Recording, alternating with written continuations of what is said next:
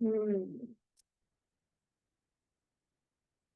हमने शिव हमने क्या किया था? विशेष कथा सुनी थी, है ना? कि कैसे शिव महापुराण का महात्मा सुना, शिव जी कैसे भक्तों पर कृपा करते हैं, हमने ये भी देखा। और साथ ही आनंद लिया शिव जी के महाभागवत होने का, कि कैसे उन्होंने पुंथानम को, बिंदु को, चंचुला को, देवराज को अपार कृपा करके अपने धाम में लेकर के गए और पुनः हरि भक्ति प्रदान करे।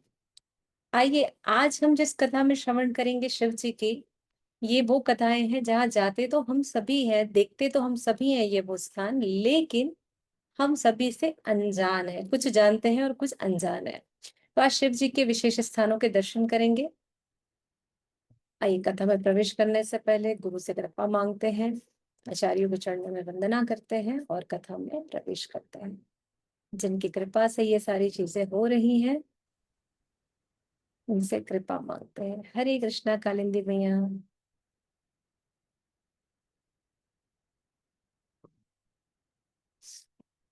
ओम नमो भगवते वासुदेवाय। ओम नमो भगवते वासुदेवाय। ओम नमो भगवते वासुदेवाय। नारायणं नमस्कृत्यं नरं चैव नरोत्तमं देवीं सरस्वतीं व्यासं ततो जयमुदीरये। नष्टप्रायेषु अभद्रेषु नित्यं भागवत सेवया भगवती उत्तम श्लोके भक्तिर्भवति नैष्ठिकी। कृष्णाय वासुदेवाय देवकी नंदनाय च नन्दगोपकुमाराय गोविन्दाय नमो नमः। ॐ अज्ञानतिमिरन्दस्य ज्ञानञ्जनशलाकया चक्षुरुन्मिलितं येन तस्मै श्रीगुरुवे नमः। श्रीचैतन्यमनोभीष्टं स्थापितं भूतले स्वयं रूपं कदा मह्यं ददाति स्वपदान्तिकं। वन्देऽहं श्रीगुरो श्रीयुधपदकमलं श्रीगुरुन् वैष्णवांश्च श्रीरूपं सागरजातं सहगण रघुनाथान्वितं तं सजीवं सावद्वैतं सावधूतं परिजनसहितं कृष्ण चैतन्य देवं श्रीराधा कृष्ण पादान् सहगण ललिता श्री विशाखान्वितांश्च। हे कृष्ण करुणा सिंधु दीनबंधु जगतपते गोपेश गोपिका कांत राधा कांत नमस्तुते। तप्त कांचन गौरांगी राधे वृंदावनेश्वरी वृषभानुसुते देवी प्रणमामि हरिप्रिये। नमो महावदन्याय कृष्ण प्रेम प्रदायते कृष्णाय कृष्ण चैतन्य नामने गौरत्विषे नमः। पंचाद्भुतं कृष्णं भक्तरूपस्वरूपकं भक्तावतारं भक्ताख्यं नमामि भक्तशक्तिकम्। नमो विष्णुपादाय कृष्णपृष्ठाय भूतले श्रीमते भक्तिवेदान्त स्वामिनिति नामिने। नमस्ते सरस्वती देवी गौरवाणी प्रचारिणे निर्विशेष शून्यवादी पाश्चात्य देश तारिणे। जय श्री कृष्ण चैतन्य प्रभु नित्यानंद श्री अद्वैत गदाधर शिवासादि गौर भक्त वृंद। हरे कृष्णा कृष्णा कृष्णा हरे हरे, हरे राम राम राम हरे हरे। याद करत होतो कहाणी। अनंत कोटि वैष्णव वृंद की जय। कृष्ण कृपा मूर्ति वृंद भक्ति वेदांत स्वामी शिल प्रभुपाद की जय। परम पूज्य देव भक्ति सिद्धार्थ स्वामी महाराज की जय। निताई निताई गौर प्रेमानंदे हरि हरि बोल। सभी का स्वागत, सभी का वंदन, हरे सभी कृष्णा। का हरे हरे कृष्णा। कृष्णा। हरे हरे कृष्णा माता जी। जी, हरे कृष्ण। देव प्रभु जी, देव प्रभु हमारे हैं रमन रेती से। तो आप रमन रेती वृंदावन वाला नहीं जाएंगे, रायपुर के रमन रेती वार्ड में जाएंगे तो आपको हमारे देव प्रभु मिल जाएंगे। बहुत अच्छे शिक्षक हैं, पढ़ाते हैं, और साथ ही सबसे अच्छी बात बताएं कि बहुत अच्छे आध्यात्मिक पद्धति से जुड़कर अपना भी और बच्चों का भी जीवन संवार रहे हैं।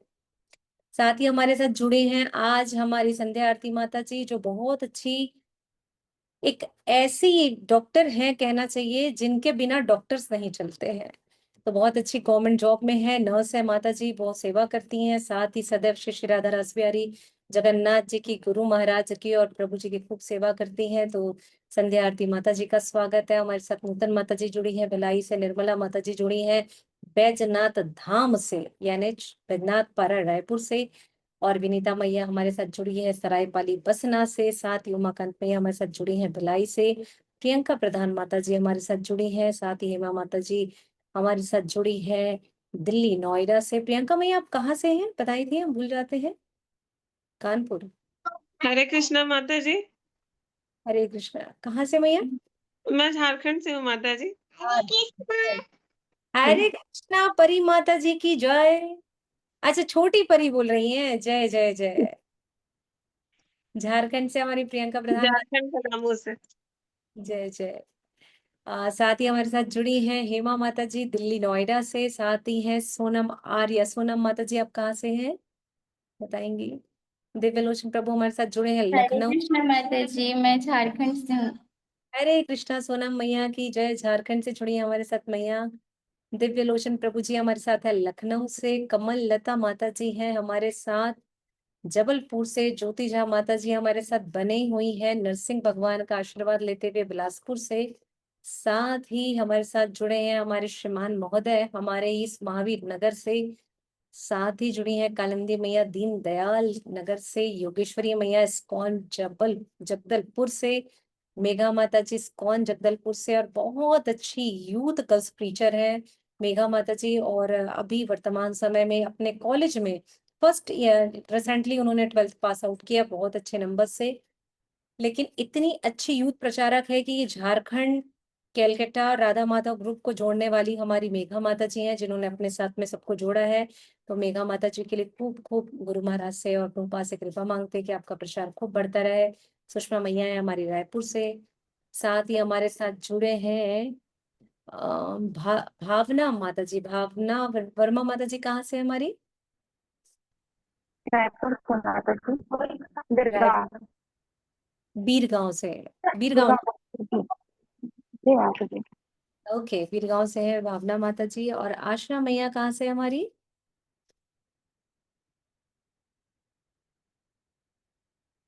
भीम जी हमारे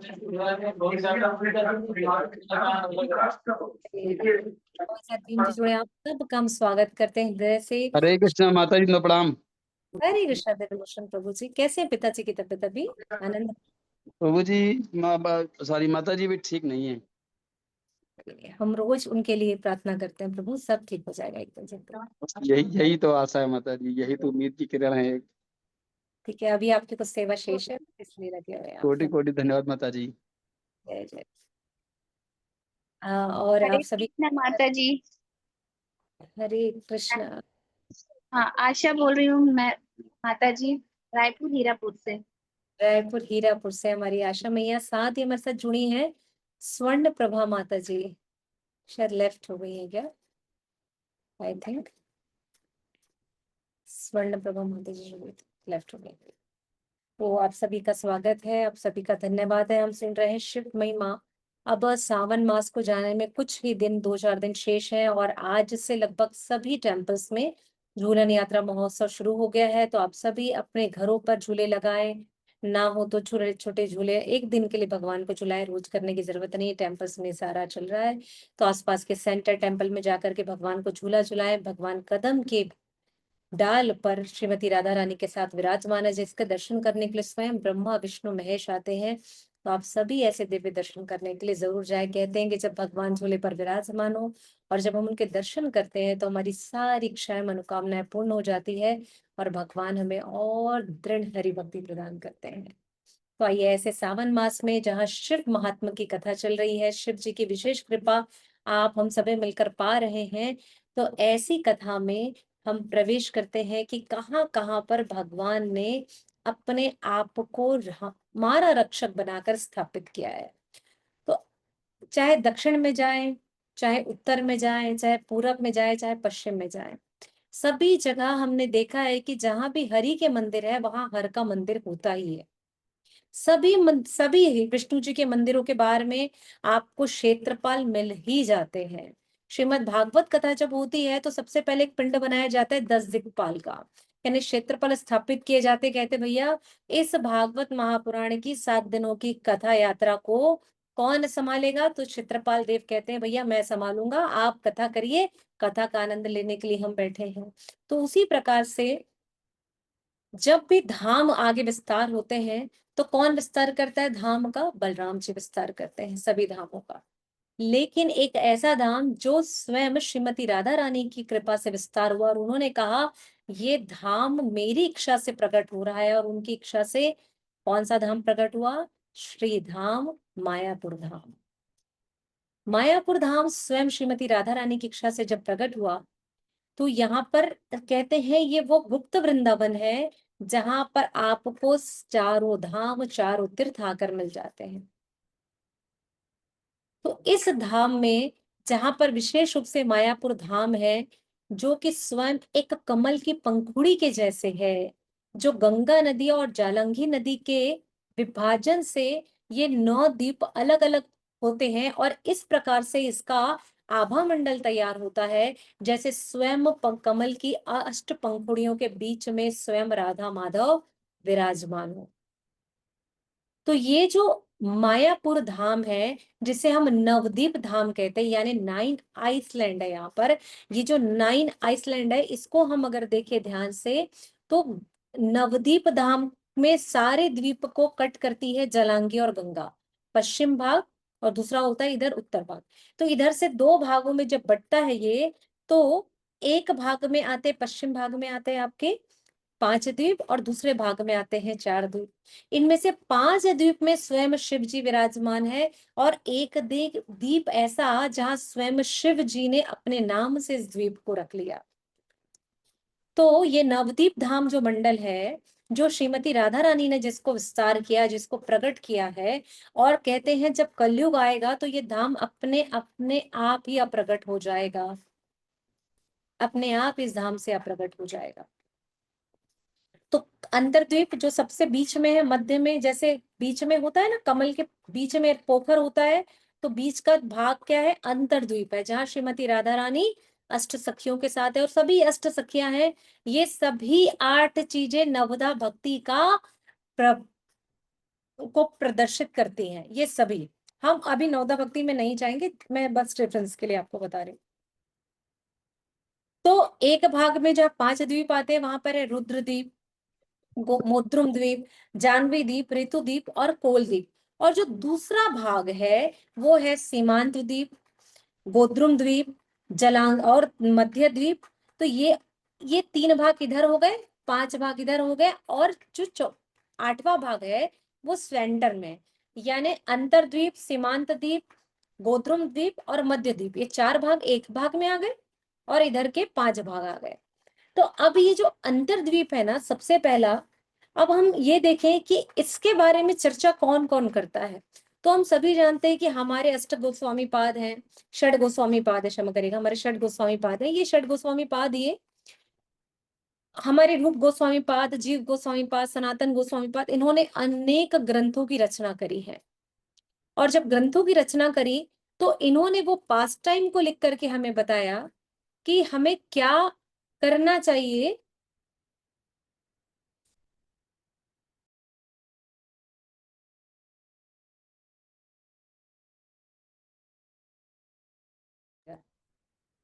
तो ये जो ये जो हमारे आचार्यगण हैं, इन्होंने जो पुस्तकें लिखी, जो ग्रंथ लिखे, और सारे पूर्व सनातन ग्रंथों को, श्लोकों को एकत्रित करके हम सबके समक्ष प्रस्तुत किया। तो 2 बुक्स जिस पर सबसे ज्यादा चर्चा होती है, ललित माधव और विदग्ध माधव। तो ये जो ललित माधव है ना, ये कौन सी है? ये द्वारिका लीला को रिप्रेजेंट करती है, जहां पर एक जेंटलमैन कृष्णा है, जा करके अपनी सभा में बैठे हैं और उनके बारे में सारी चर्चाएं हो रही हैं कि कैसे हुआ था द्वारिका में, कैसे कैसे घटनाक्रम घटे थे। तो ये सारी चीजें ललित माधव में हमें मिलता है, जो नाट्य रूप में प्रस्तुत है। दूसरी है विदग्ध माधव, जिसमें ब्रज के हमारे नौटी कन्हैया के बारे में चर्चा हुई है। ठीक है, एक ऐसा नटखट बालक जिसकी चर्चाएं हम सभी हमेशा अंतर मन हृदय में करते रहते हैं। ठीक है, तो ये 2 पुस्तकें हैं। तो हमारे रूप गोस्वामी पाद कहते हैं कि मैंने ये दोनों पुस्तकें क्यों लिखी है, मुझे क्या आवश्यकता हुई इनको लिखने की। तो ये कहते हैं कि मुझे भगवान शिव जी ने आदेश दिया। आपको बताए सनातन गोस्वामी पाद कभी चक्लेश्वर दर्शन करने जाते थे, कभी गोपेश्वर दर्शन करने वृंदावन आते थे। चक्लेश्वर कहाँ, गोवर्धन। आप गोवर्धन में जाए, फिर कभी दर्शन करने के लिए गोपेश्वर में आए। तो इस प्रकार ये जब बार बार आना जाना करते थे तो बोलते तुमको इतना चल के आने की जरूरत नहीं है, मैं तुम्हारे लिए यही वनखंडी के रूप में प्रस्तुत हो जाता हूँ। तो उन्होंने वहां स्वयं को स्थापित किया। ऐसे ही हमारे रूप गोस्वामी पाद को जब भगवान शिव ने स्वयं आदेश दिया कि भगवान श्री कृष्ण के सारे पास टाइम्स को आप इकट्ठा करके लिखो, तब उन्होंने इस ललित माधव और विदग्ध माधव की रचना करी। और ललित माधव के 1.3 में और विदग्ध माधव के 1.4 में ये बताते हैं कि मैं भगवान शिव जो कि स्वयं महाभागवत है, उनके आदेश पर इन ग्रंथों की रचना कर रहा हूं। इतना सुंदर वर्णन करते हैं हमारे रूप गोस्वामी पाद। तो ये जो नवदीप धाम के हमारे क्षेत्रपाल जी हैं, अर्थात हमारे भगवान शिव, ऐसे मैंने कुछ पिक्चर्स, कुछ इमेजेस आज ग्रुप में डाले हैं जो मुझे बड़ी मुश्किल से मिले हैं। मेरा फोल्डर खुल नहीं रहा था मायापुर का, नहीं तो मैं आपको और दर्शन भेजती मैं वहां से।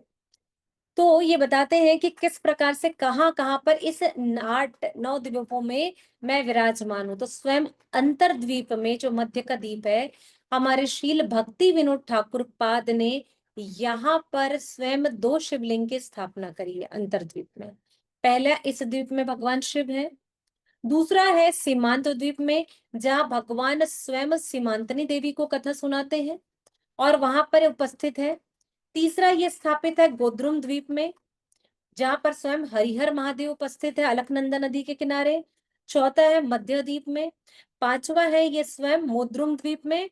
और कहा रुद्रद्वीप जो पांचवा द्वीप मोद्रुम द्वीप, और छठवा है पांचवा है रुद्रद्वीप और पांचवा है मोद्रुम द्वीप। तो रुद्रद्वीप जो उन्होंने खुद अपने नाम से बनाया। तो आइए इन 5 द्वीपों की विशेष चर्चा करते हैं मायापुर धाम से कि कैसे ये है और कैसे आया। तो हम सभी जानते हैं कि भगवान शिव कौन है। भगवान शिव भगवान के अनन्य भक्तों में मैं एक हूं ये बताते हैं। इसलिए हम क्या कहते हैं कि जिस प्रकार से नदियों में श्रेष्ठ गंगा है, वैसे ही वैष्णवों में श्रेष्ठ भगवान शिव है। जैसे पुराणों में श्रेष्ठ श्रीमद् भागवतम है, देवों में श्रेष्ठ महादेव है। उसी प्रकार से अगर चैतन्य महाप्रभु की बात हो, अगर स्वयं कृष्ण की बात हो, हम सभी, अच्छा बताइए चैतन्य महाप्रभु अवतार है कि अवतारी है, यानी स्वयं कृष्ण है कि कृष्ण भगवान का अवतार है?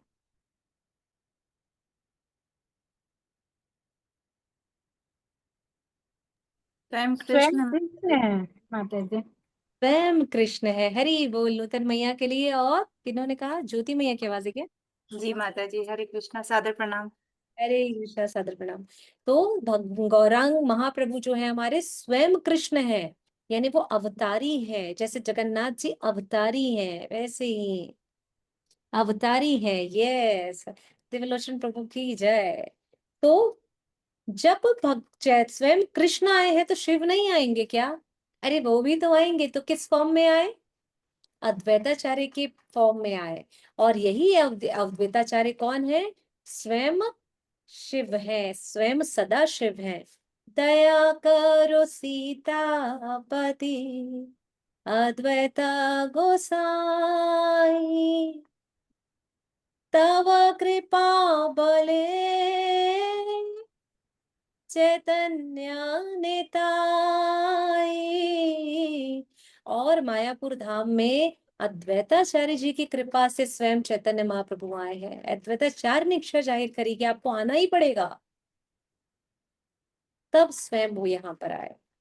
और इस फॉर्म में जब वो आए हैं तो निश्चित है कि धाम में भी वो लीला करेंगे। तो उन्होंने सब जगह लीलाएं करी। ये इसलिए ये कथा हमको जाननी जरूरी है। आप सब सोच रहे होंगे कि हमको क्या जानना जरूरी है।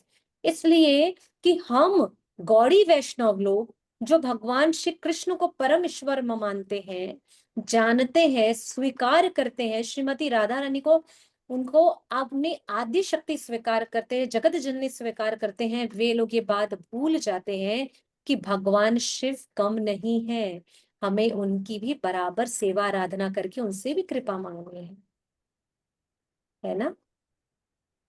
तो इसलिए ये हमारे लिए कितना जरूरी है शिव जी के बारे में जानना, जहां ये क्षेत्रपाल सारे जगह स्वयं विराजमान है।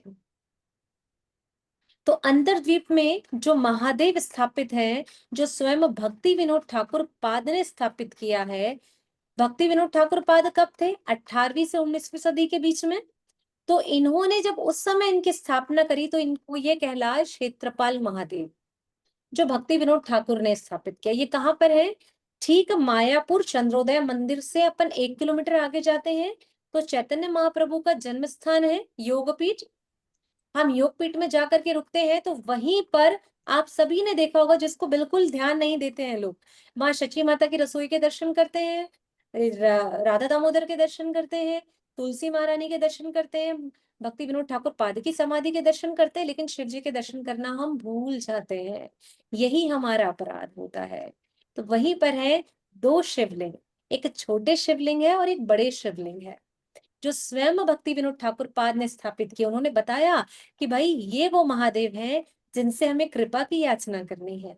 तो कुछ बताते हैं वहां के स्थानीय गण कि जब इस मंदिर का निर्माण वो करा रहे थे, सोचिए भक्ति विनोद ठाकुर ने जब इस मंदिर का निर्माण कराया तो कैसे कराया?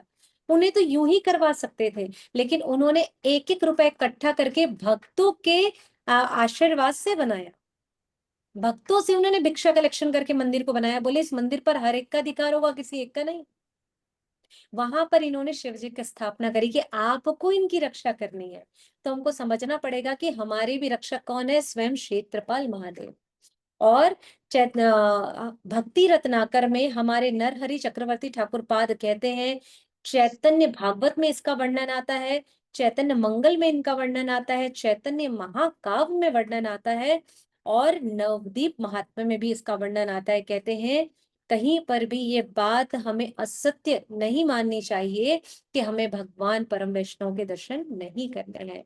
और ये योगपीठ में स्वयं हमारे क्षेत्रपाल महादेव इसकी रक्षा करते हैं। ठीक है। और साथ ही इस चैतन्य महाकाव्य, चैतन्य भागवत में और नवदीप महात्म्य जो स्वयं भक्ति विनोद ठाकुर पाद ने लिखी है, वे कहते हैं, और कौन? मुरारी गुप्त ने। मुरारी गुप्त क्या कहते हैं? मुरारी गुप्त पाद कहते हैं कि जो वैष्णवों के द्वारा स्थापित विग्रह होते हैं, जैसे ये विग्रह स्वयं हमारे आचार्य ने स्थापित किया है, तो इसमें स्वयं दर्शन करने से हमें कृष्ण कृपा की प्राप्ति होती है। तो अब जब भी जाए योगपीठ मायापुर धाम अंतरद्वीप में, पहले द्वीप में हम सीधा पहुंचते तो हमारी बड़ी खुशी रहती है, राधा माधव के दर्शन करने हैं, अष्ट सखियों के दर्शन करने हैं, नरसिंह देव के दर्शन करने, इतनी ही लालसा इच्छा हमारी स्वयं क्षेत्रपाल महादेव के भी दर्शन करने की होनी चाहिए। ठीक है। आइए दूसरे द्वीप में प्रवेश करते हैं जो स्वयं रुद्र द्वीप है। और रुद्र द्वीप का वर्णन आता है भक्ति रत्नाकर में। भक्ति रत्नाकर जो कि नरहरि चक्रवर्ती पाद ने लिखी है, इसका पूर्वत नाम रुद्रपुर था और वर्तमान में भी इसे हम रुद्र द्वीप के नाम से जानते हैं। साथ ही भक्ति विनोद ठाकुर पाद नवदीप महात्म्य में इसका वर्णन करते हुए इस पुस्तक में गर्ग संहिता से कोट करते हुए लिखते हैं कि यहाँ पर कौन थे? नील लोहित महादेव विराजमान थे। कब विराजमान थे? जब रावण ने भगवान से अथाह शक्ति का वरदान मांगा था, तो उसने यहीं पर आकर के इसी ही नील लोहित महादेव की पूजा करी थी। रावण को जो अभय वरदान मिला था, जो भी उसको की इच्छाएं, सर्व काम काक्षी की जो उसकी कामनाओं को पूर्ण किया था महादेव ने, वो इसी शिवलिंग की पूजा उसने करी थी, तब उसे ये वरदान स्वयं भगवान ने यहाँ पर आकर के उसे दिया था। अब ये रुद्रपुर में ये नील लोहित महादेव जो है अप्रगट हो चुके हैं। ये स्थान वहां पर आज भी है, लेकिन ये वाले अभी वहां पर शिवलिंग नहीं है। ये स्थान है रुद्रपुर में। तो आप जब भी जाएं तो नील लोहित महादेव के स्थान में जाकर के उन्हें प्रणाम करें और उनसे इच्छा की कामना करें। साथ ही यहाँ पर भक्ति विनोद ठाकुर पाद कहते हैं कि जो कोई भी भक्त इस नील लोहित महादेव के दर्शन करता है, यहाँ आकर कीर्तन करता है, उन्हें वैष्णव गीत सुनाता है, तो स्वयं महादेव आकर के उनके साथ नित्य कीर्तन करने लगते हैं। नील लोहित महादेव की जय। ऐसे जो स्वयं रावण को यहाँ दर्शन दिए हैं। तो ये कौन सा स्थान है जिसका वर्णन त्रेता युग की बात कर रहे हैं हम। और मायापुर धाम कब प्रकट हुआ था? अभी 500 वर्ष पूर्व, श्रीमती राधा रानी की इच्छा से के समय। तो जो 550 वर्ष के पूर्व की घटनाक्रम है, उससे भी पहले क्षेत्रपाल यानी हमारे नील लोहित महादेव यहाँ विराजमान थे। रुद्रपुर था। ये कितनी दिव्य घटना है जिसको हमको समझना चाहिए। यहाँ पर और एक दो चीजें महत्वपूर्ण घटना घटती है, इसलिए भी इसका नाम रुद्रपुर है। यहाँ पर एक गांव है जिसे ना बिल्व पक्ष, बिल्व गांव या बिल्म मुकुर भी कहते हैं। ठीक है, बिल्म मुकुर, बिल्व पक्ष या बिल्म गांव। तो यहाँ एक ब्राह्मण हुआ करते थे। ऐसे तो अनंत ब्राह्मण थे जो शिव जी की सेवा करते थे, लेकिन वो जो थे वहां पर अभी वहां एक पंचवक्र शिवा विग्रह था, वो भी अप्रगट हो गया है। केवल यहाँ एक बिल्व का विशालकाय पेड़ है, बहुत पुराना है, कब से है ये किसी को नहीं पता। जब भी उस वृक्ष की गणना करने को किया गया कि दर्श इसे नापा जाए, जैसे वृक्षों की छाल से पता चल जाता है जितनी लेयर्स होती है, वो जो हिस्ट्री ज्योग्राफी वाले होंगे समझते होंगे, एग्रीकल्चर वाले, कि जब उसे देखा जाता है जियोलॉजी में तो उसके लेयर से पता चल जाता है कि वृक्ष कितने साल पुराना है। लेकिन कोई भी बात पता नहीं कर पा रहा है कि ये वृक्ष कितने साल पुराना है। तो सभी मान करके चलते हैं कि ये त्रेता युग के समय की घटना कालक्रमों से जुड़ा होगा। तो वर्तमान कालखंडों से पहले ये बताते हैं कि यह एक ब्राह्मण थे, उसने एक पक्ष में, एक पक्ष यानी कृष्ण पक्ष या शुक्ल पक्ष, ये दोनों तिथियां 15-15 दिनों की होती है। तो उसने एक पक्ष में लगातार 15 दिनों तक शिव जी को बेलपत्र अर्पण किया था। पंचवक्र महादेव को, पंचमुखी महादेव थे, उन्हें ये अर्पण किया था, जिसके कारण शिव जी 15वें दिन ही प्रकट हो गए। बोले भाई बस, मैं बहुत प्रसन्न हूँ, अब तुम बताओ मुझसे क्या चाहते हो। तो उसने कहा मुझे कुछ नहीं चाहिए महादेव। उन्होंने कहा अरे भैया मैं तो आया हूँ तो मैं तो दे के जाऊंगा। कौन है? भगवान शिव स्वयं आशुतोष शशांक शेखर। बोले मैं आया हूं तो दे के ही जाऊंगा। तो बोले लेकिन मुझे तो कुछ नहीं चाहिए। बोले नहीं, अब मैं ये वरदान दे के जाता हूं कि जब कलयुग के अंत में, द्वापर के अंदर, जब स्वयं कलयुग की शुरुआत में चैतन्य महाप्रभु आएंगे, तब तुम आप सभी ब्राह्मण जितने भी, तो उनके साथ साथ सभी ब्राह्मण को उन्होंने आशीर्वाद दिया कि आप सब गौरांग महाप्रभु के साथ आएंगे, उनके शिष्य बनेंगे और उनकी सेवा करेंगे।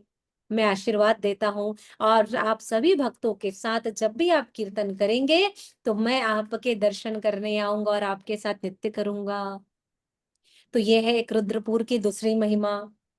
इसलिए यहाँ पर जो बिल्व वृक्ष है, तो जो कोई भी इस बिल्व वट से कुछ भी मांगता है वह तत्क्षण उसे मिल जाता है।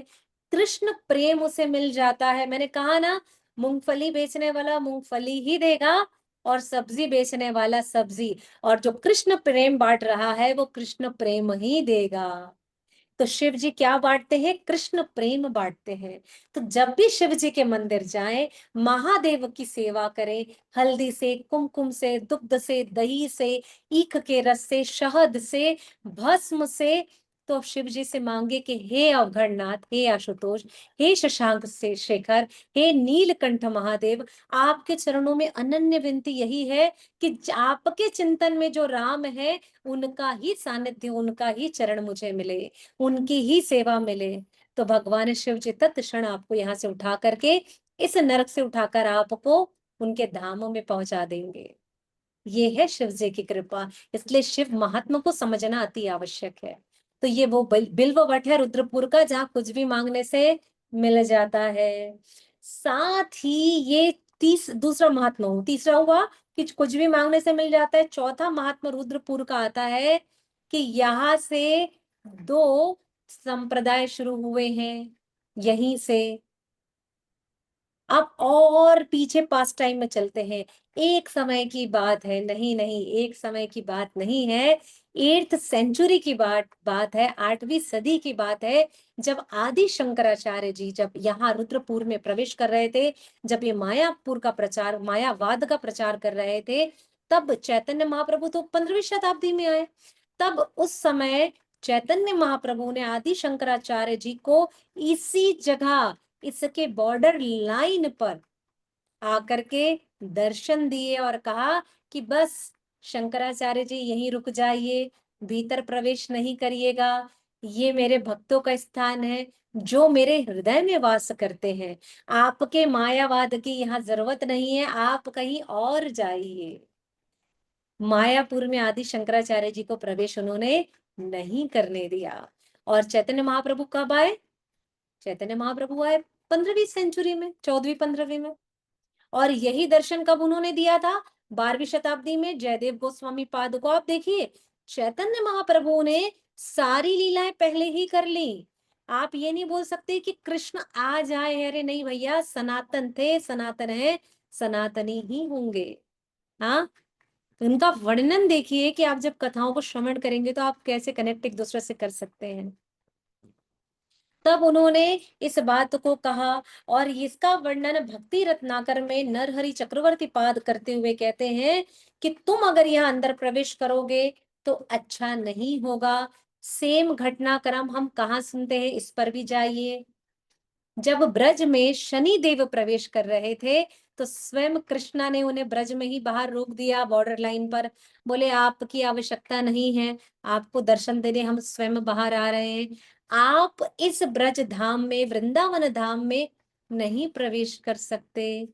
कहते हैं ना, शनि की कृपा से कोई नहीं बच सका, कोई नहीं बच सका। बोले छाया भी पड़ जाए तो 7.5 अढ़ैया मढ़ैया सब चलता है, 2.5 साल 3 साल 7.5 साल, हर एक के जीवन में शनि प्रवेश करता है, हर एक के जीवन में। कहते किसी का शनि भारी है, कहीं कहते किसी का शनि हल्का। स्थिति जो कोई भी हो, शनि सबके जीवन में आते हैं। पर एक्चुअल में शनि देव नरसिंह भगवान के अनन्य भक्त हैं, और इन्होंने नरसिंह स्तुति भी लिखी है स्वयं शनि देव ने।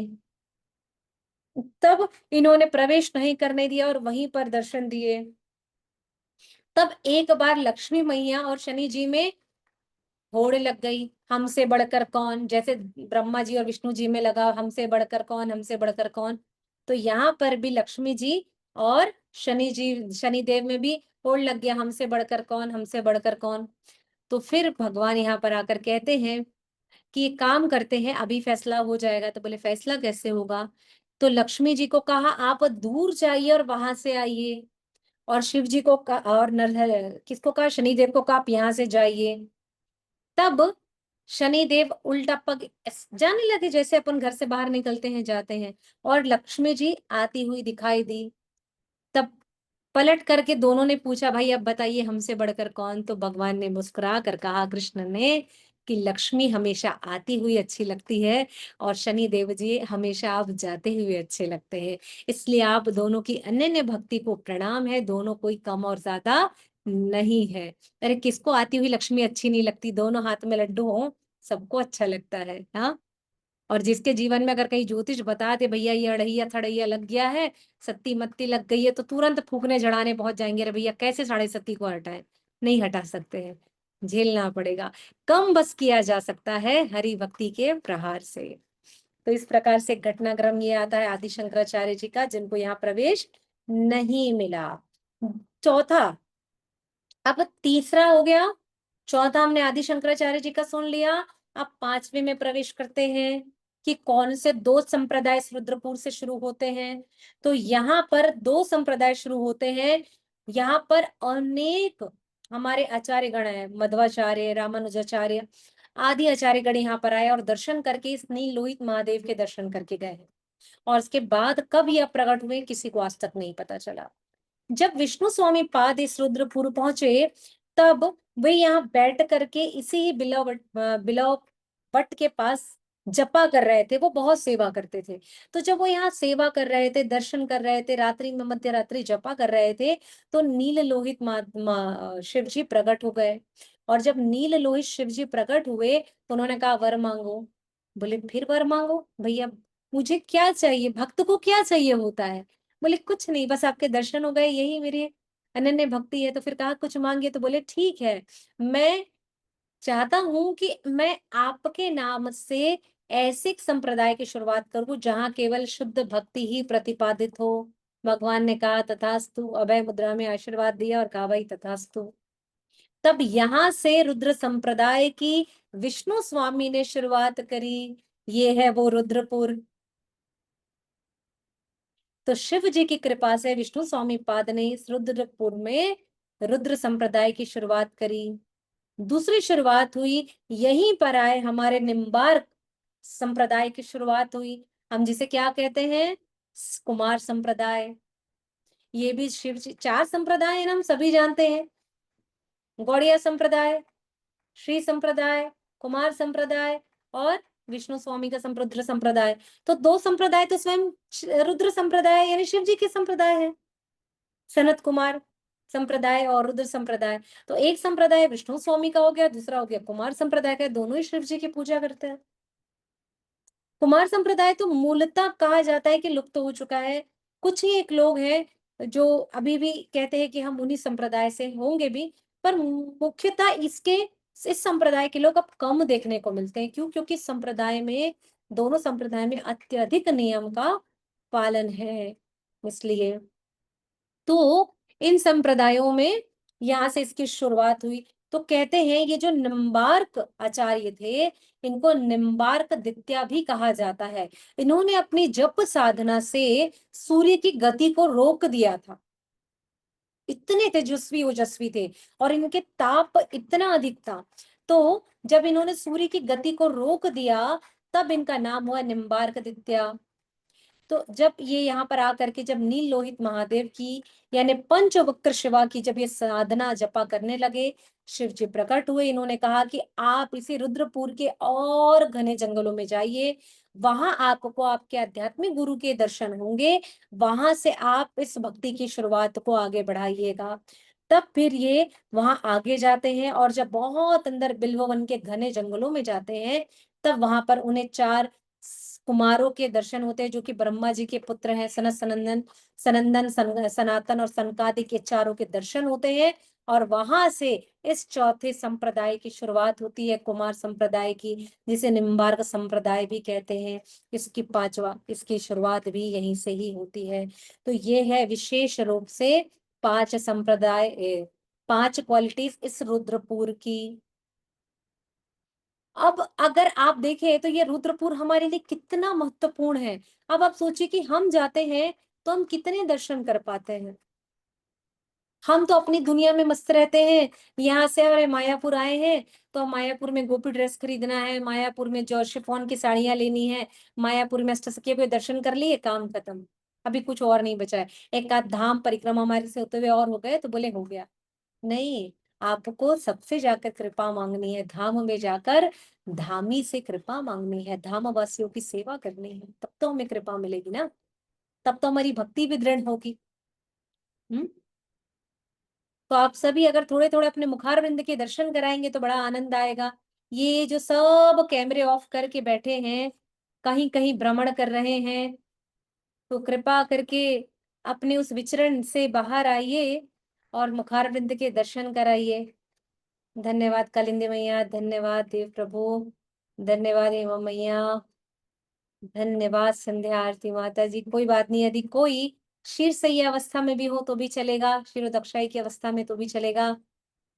आप हमें दर्शन करा सकते हैं। भाविका मैया की जय, ज्योति मैया की जय। कैमरा का है ऑफ करते, गीता मैया ऑन करती थी वो भी ऑफ कर दी, ज्योति मैया भी ऑफ कर दिए हैं। बताइए हम कहाँ चल रहे हैं? धाम के उस महादेव के पास है, पूछिए मत। और ये सभी महादेव को बोल रहे हैं हम आपके साथ दंडवती परिक्रमा कर रहे हैं।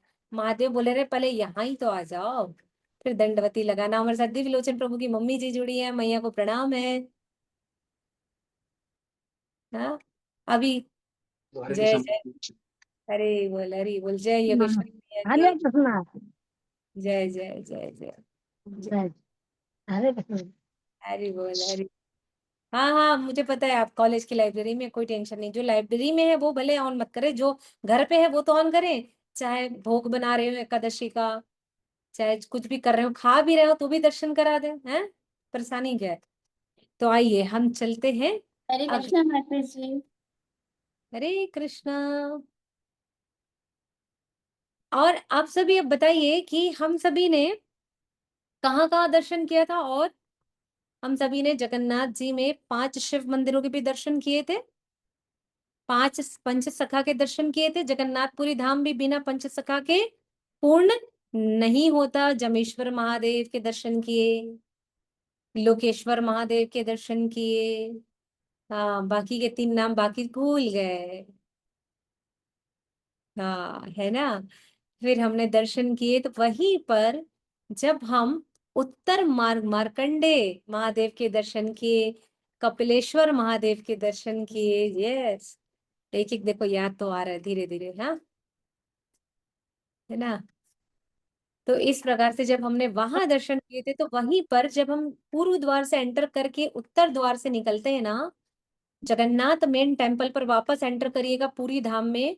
मायापुर से निकल करके बोलेंगे, माता जी आप कहीं से कहीं भी परिक्रमा लगवाती रहती हैं, कोई बात नहीं है, चंचला ही मना कृष्णा। ये जो कृष्ण ने मन दिया ना, बड़ा चंचल है, एरोप्लेन से फास्ट दौड़ता है।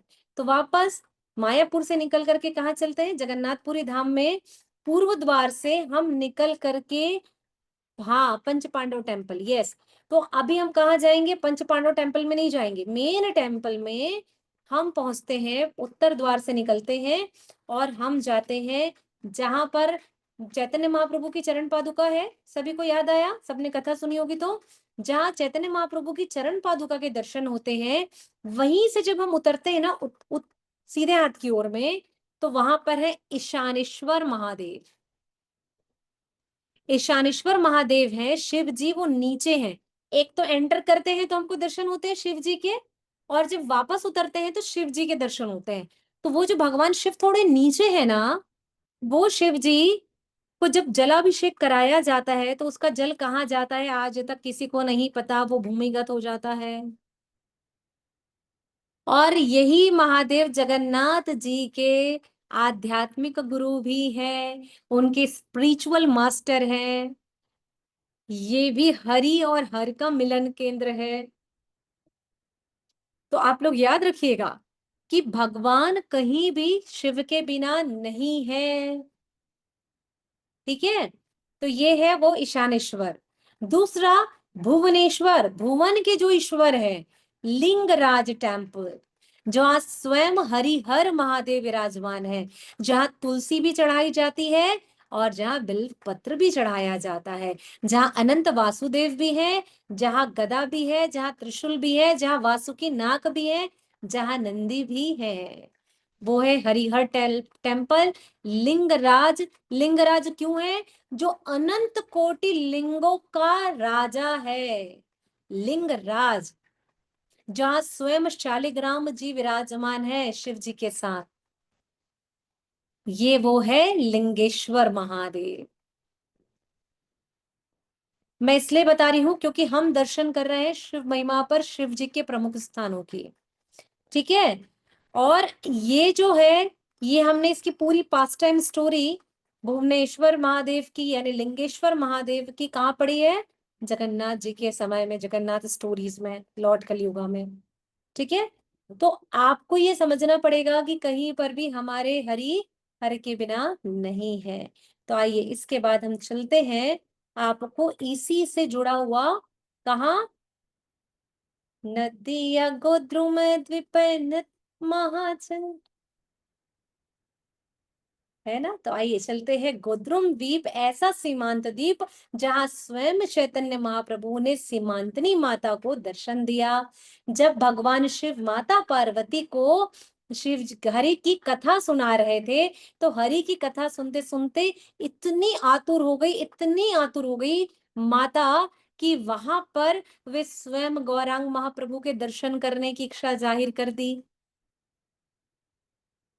जब शिव जी माता पार्वती को कथा सुना रहे थे कि गौरांग महाप्रभु गोल्डन कलर के हैं, ये इस कॉम्प्लेक्शन में आए हैं, इन्होंने ये किया है, ये राधा रानी के भाव को लेकर के आए हैं, जब सारी चीजें बता रहे थे तब उनके हृदय में इतना भाव आया, इतना भाव आया कि बोले भैया अभी तो मेरे को इनको यही दर्शन करने हैं।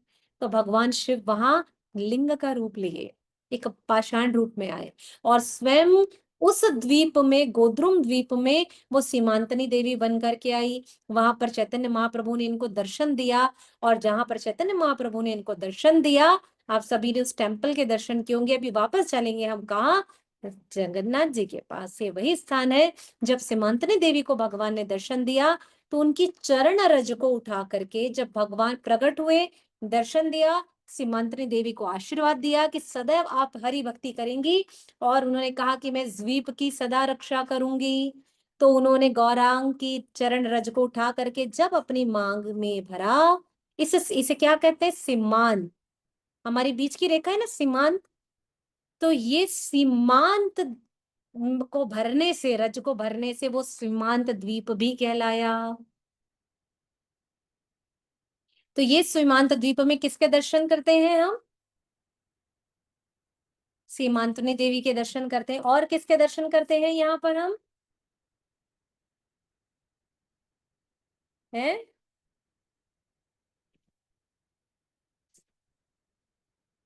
राजापुर के जगन्नाथ जी भी इसी सीमांत द्वीप में विराजमान है। कैसे कैसे भूल जाते हैं आप सब, हैं। और यहीं पर सीमांतनी देवी का जहाँ मंदिर है, आप सभी दर्शन किए होंगे तो देखे होंगे कि ये राजापुर की चमत्कारिक कथा है तो हम सभी ने सुन ली है ना।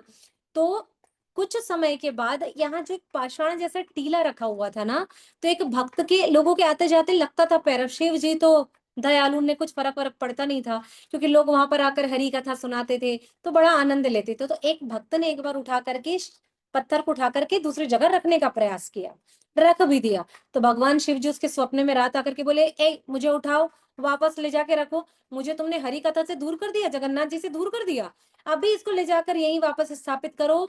फिर लास्ट ईयर 24 में शिव जी का मंदिर बना है, वहीं पर आप सभी जाएंगे तो पिक्चर्स लगी हुई हैं कि कैसे भगवान शिव ने दर्शन दिया, कैसे उनका अभी अभी रिसेंटली मंदिर बना है जहाँ बहुत सारे भक्तों ने डोनेट दिया है।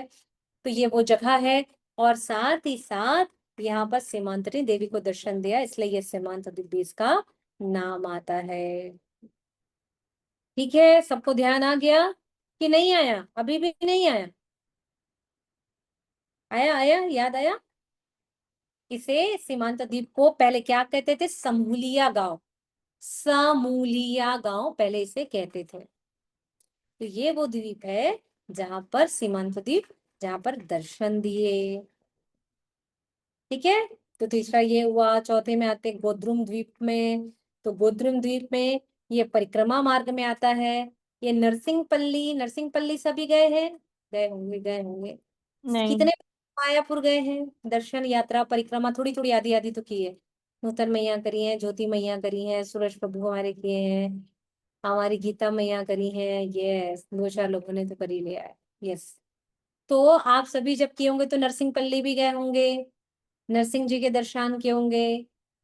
वहीं पर ये नरसिंहपल्ली क्या है, अच्छा बताइए नरसिंहपल्ली कौन सी जगह है। भगवान नरसिंह देव वहां अपने हाथ धोए थे रक्त वाले। जय महाअवतार नरसिम्हा की जय। नाखून धोए थे उनमें वो लगा था तो है ना, हिरण्य तलाक के याद है। रक्त जब लगा। किए थे हिरण्यकश्यप का तब। ये देखिए नूतन मैया की जय। तो नहीं तो है ना, मंदिर के अंदर तो नहीं है ना, हाँ, मायापुर मायापुर मंदिर के अंदर तो नहीं है ना वो जगह। नहीं मायापुर नहीं, से नरसिंहपल्ली। तो जब भगवान ने 100 योजन के नरसिंह देव जब अहोबिलम में हिरण्यकश्यप के भवन में दर्शन दिए भक्त प्रहलाद को और भक्तों को, हिरण्यकश्यप का वध किया। अब 100 योजन के भगवान और बेचारे 1 योजन का भी नहीं था हमारा प्रहलाद, हाँ। और भगवान ने जब नरसिंह देव ने जब हिरण्यकश्यप का वध किया तो वहां उसके नाखून में जो रक्त लगे थे उसको धोने के लिए भगवान नरसिंह पल्ली आए।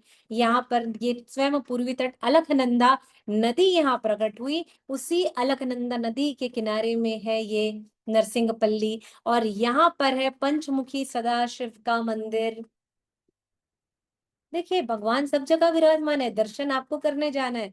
भगवान बोले पहले नहीं क्यों गए ना, अभी मायापुर आना तो पहले दर्शन करने आना, वरना सब सोच लेना है। तो इस अलकनंदा नदी में या जितने भी हम तीर्थ में धाम में जाते हैं, वहां अपनी माला को जो हम जपा माला करते हैं वहां डाल करके इन तीर्थों की कृपा भी लेनी चाहिए। भगवान ने, आप सोचिए, मैं सिर्फ इमेजिन करती हूँ 100 योजन के नरसिंह भगवान सिर्फ ऐसे ट्विस्ट किए होंगे और नरसिंह पल्ली में अपना नख धोए होंगे, वापस खड़े हो गए। हाँ सोचिए कितना, मतलब सिर्फ एक थोड़ा सा बेंड किए होंगे ना बॉडी को, और हाथ बोले नीचे। अब 100 योजन के तो लगभग 20 योजन का हाथ तो होगा, 60 योजन का भी हो सकता है, 60 योजन के हाथ होंगे लगभग। तो बस डाला और बोले हाथ धो लिए, बोले ओके। हाँ तो ऐसे हमारे दिव्य, जिसकी कल्पना भी नहीं की जा सकती, जो अपरिमेय है, अद्वितीय है, वो घटना घटी है मायापुर धाम में।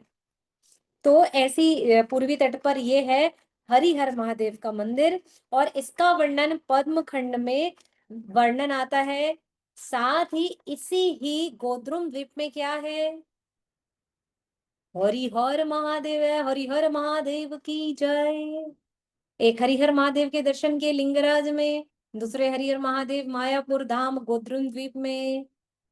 ठीक है, तो ये जो पंचान तल्ला जिसे कहते हैं, जहां पर सदा शिव जी विराजमान है, पंचमुखी शिव विराजमान है, और कहाँ पर है, परिक्रमा मार्ग में विराजमान है। देखिए पंचमुखी शिव बिना सब जगह नहीं है, किसी विशेष जगह पर ही वो दर्शन दिए हैं। ऐसी रूप में बड़ी साधारण, बड़े सामान्य, जैसे मैं कुछ हूं ही नहीं, मेरा कोई अस्तित्व, मेरा कोई औचित्य नहीं है, ऐसा वो बताते। लेकिन सोचिए इस पूरे संसार, अनंत ब्रह्मांड में भी विष्णु के जैसे वो व्याप्त हैं और वो अपनी सारी क्रियाओं और लीलाओं को कर रहे हैं।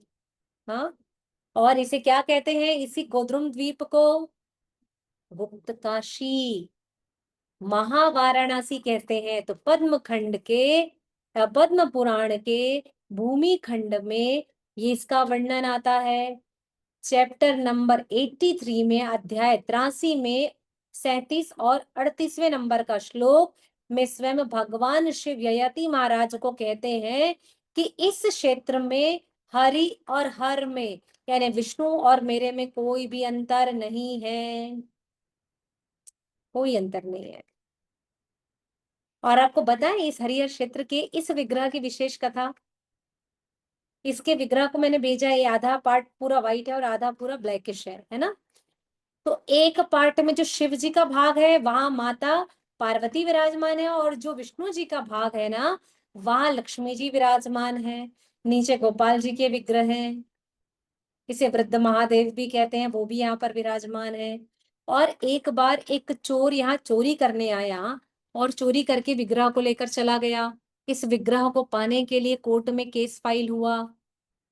तो जैसे केस नंबर लगता है ना, तो वैसे शिव जी के हाथ में, थोड़ा ध्यान से देखेंगे तो टैग लगाते हैं। आज भी केस नंबर 87 जो भी XYZ होगा, तो वैसे ही केस नंबर XYZ उसमें लिखा हुआ है। तो ये बात याद रखने के लिए कि ये भी विग्रह भगवान के हरिहर महादेव चोरी हो गए थे। ये बहुत दिव्य विग्रह है, बहुत दिव्य विग्रह है, तो इनके दर्शन करने जरूर जाएं। जिसका वर्णन स्वयं पद्म खंड में, पद्म पुराण में जिसका वर्णन आता है भूमि खंड में। तो ऐसा है ये क्षेत्र, इसलिए हरिहर क्षेत्र और लिंगराज दोनों ही समान है, इसमें कोई भी अंतर नहीं है।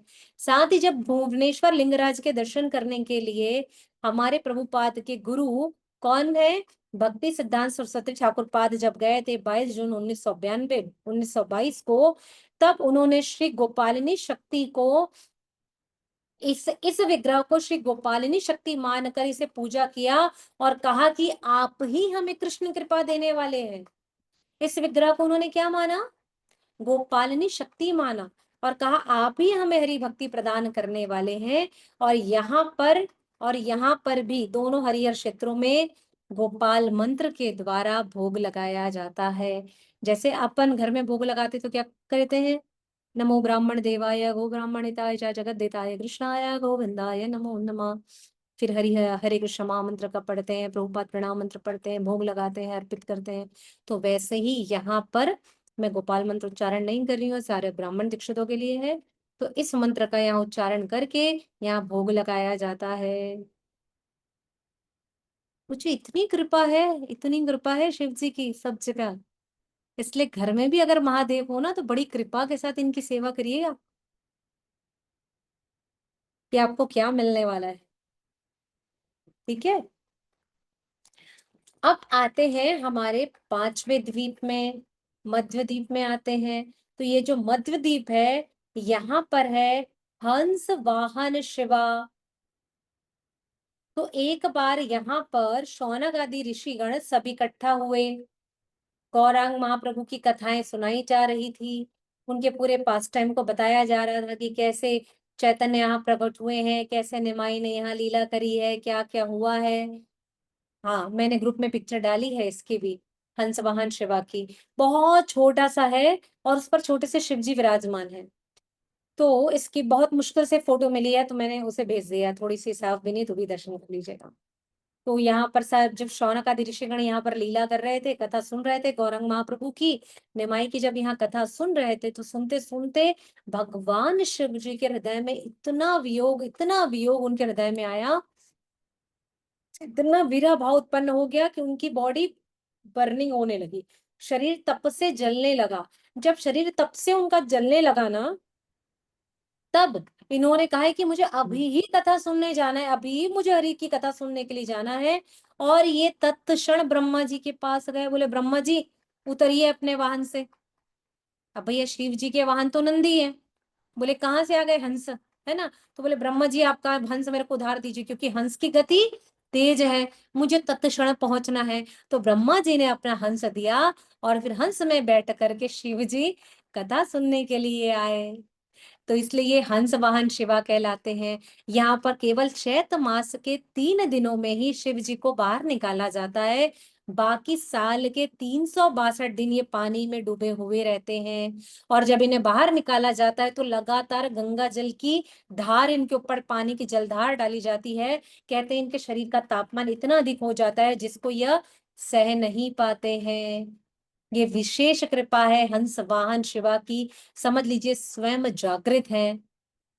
सोचिए कितनी दिव्य लीलाएं हैं भगवान की। और हम सोचते हैं इस धराधाम में कहीं भगवान है, मुझे जीवन में इतने कष्ट है, अकेले ही भगवान ने सारा कुछ मुझे ही दे रखा है। अरे भगवान भी है, उनकी कथाएं सुनो तो आपको लगेगा हमने तो कुछ सुना ही नहीं है, हमने तो कुछ देखा ही नहीं है। तो इसी ही मानसिक यात्राओं के साथ आप उनके दर्शन करिए। हंसवान शिवा भगवान की जय, मायापुर धाम की जय, सीमांत द्वीप धाम की जय, रुद्रपुर धाम की जय। तो ऐसा ये धाम है जहाँ भगवान सिर्फ 3 दिन के लिए पानी से बाहर होते हैं, आनंद मेला लगता है, विशेष मेले लगाए जाते हैं, आयोजन उत्सव बनाया जाता है, सब कुछ होता है। लेकिन यहाँ पर 3 दिनों तक, और आपको पता है यहाँ की विशेष अद्भुत लीला, एक विशेष पुष्प चढ़ाया जाता है, वो उसी समय वहां पर मिलता है। कहते हैं कि वो पुष्प अगर कली के जैसे होता है, अगर भगवान को चढ़ाए और पॉपअप हो खुल जाए, तो जैसे फूल फूटता है तो आवाज आती है ना पट्ट से, ऐसे कभी कभी अपन करते हैं तो खुल जाए, तो कहते हैं तत्क्षण आपकी मनोकामना पूरी हो गई है। तो एक बार हमारे परम पूज्य जय पताका स्वामी महाराज यहाँ दर्शन करने के लिए आए थे, जब वो इस मायापुर को डेवलप कर रहे थे। तो जब उसी समय ये उत्सव हो रहा था तो उन्होंने यहाँ पर इस पुष्प को चढ़ाया, और जब उन्होंने इस पुष्प को यहाँ पर चढ़ाया तो वो पॉपअप हो गया। और जब ये फूल पॉपअप हुआ तब उसके बाद इस बेहतरीन ढंग से मायापुर का विस्तार हुआ, जिसकी कल्पना भी नहीं की जा सकती और आज भी हम नहीं कर सकते। मायापुर धाम नहीं है, दिव्य लोक है, दिव्य धाम है स्वयं श्रीमती राधा रानी का, जो उनकी इच्छा से प्रकट हुआ है हम सब के लिए। वो फूल के बारे में तो मुझे बहुत नहीं पता है, वैसे तो कह रहे थे कि ब्लैक जैस्मिन है, पर ब्लैक जैस्मिन तो नहीं है। पर इस कौन सा फूल यहाँ पे चढ़ता है, अगर किसी को पता हो तो बता दे। मुझे भी नहीं पता, मैंने 2-3 बार पूछा पर मुझे नहीं पता चला है। उन्होंने कहा मुझे भी बहुत श्योरिटी नहीं है हमारे सीनियर्स में। हमारी ज्योति मैया जरूर पता करके बता सकती है। तो ये होमवर्क ज्योति मैया के लिए, ठीक है। तो कोशिश इस करूंगी माता जी। नहीं, मैं आपको ना लाइब्रेरी भेज रही हूँ, लाइब्रेरी में हर चीज का उत्तर मिलता है, ठीक है। तो इस प्रकार से इस मायापुर धाम में भगवान शिव ने अपना विस्तार किया। हम सबकी आकांक्षाओं को पूरा करने के लिए स्वयं यहाँ पर विराजमान हुए। इस तरीके से भगवान ने जैसे सब भक्तों की कृपा पूरी करते हैं, वैसे ही आशुतोष हम पर भी कृपा बनाए और सदैव हम पर भी कृपा बरसाते रहे। पर हमें क्या करना है? वैष्णव नाम यथा शंभु, तो शंभु से जब भी कृपा मांगे तो हरि भक्ति की याचना करें, ऐश्वर्य नहीं मांगे। देखिए उन्होंने बता दिया है, अरे मैं खुद पेड़ के नीचे रहता हूँ, ठंडी बर्फीली में रहता हूँ, और आप लोग मेरे से बंगला दे दो, गाड़ी दे दो, थोड़ा तो लिफ्ट करा दो, करते हो, गड़बड़ है ये। तो लिफ्ट नहीं मांगना है, लिफ्ट कई बार हाईजैक भी हो जाती है, ठीक है। तो हमें क्या करना है? सीधे रास्ते पर नहीं जाके, भले थोड़ा टेढ़ा हो, वहां से चल करके जाना है, तब ये हमें आनंद आएगा, ठीक है। तो कल हम करेंगे कहाँ? ब्रज के शिव शिवा के दर्शन करेंगे कि ब्रज धाम में भगवान कहाँ कहाँ पर विराजमान है और कैसी लीलाएं उन्होंने करी है। मायापुर धाम की जय, श्रीमती राधा रानी की जय, जगत गुरु श्रील प्रभुपाद की जय।